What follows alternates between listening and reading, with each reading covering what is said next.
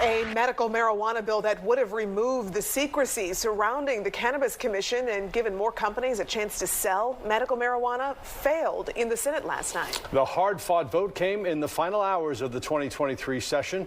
Senior I-Team reporter Dale Russell says the bill lost by a razor-thin margin. Dale?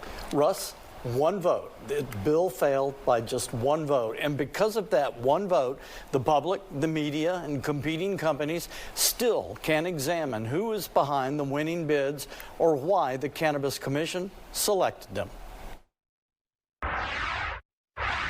No more secrecy when it comes to business. No more secrecy and unelected bureaucracy. It was a brutal brass knuckles legislative fight in the final hours of the 2023 session. Makes us look like a bunch of clowns in here for passing something out without any deliberation on it at all. Senators were handed a last-day, newly written 54-page medical marijuana and hemp bill.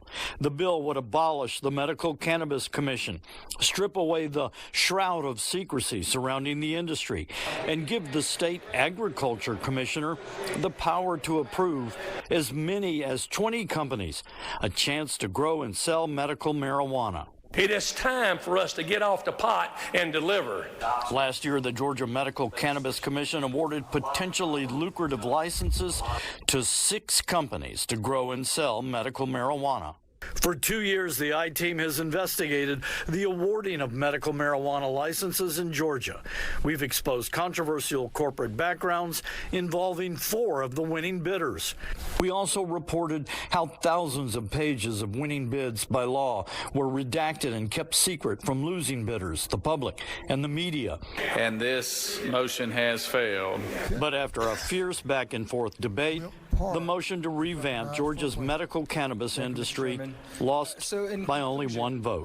Who do you think ultimately wanted this killed? I think that you have two companies that were given a monopoly. State Representative Alan Powell's bill would have made the medical cannabis industry in Georgia open and transparent.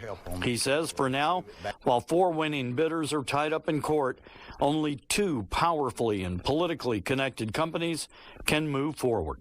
People that are on the registry and all of those who would get on the registry, they're the ones that are the losers in this state tonight. Well, not so, says the lawyers for those 2 companies, Trulieve and Botanical Sciences.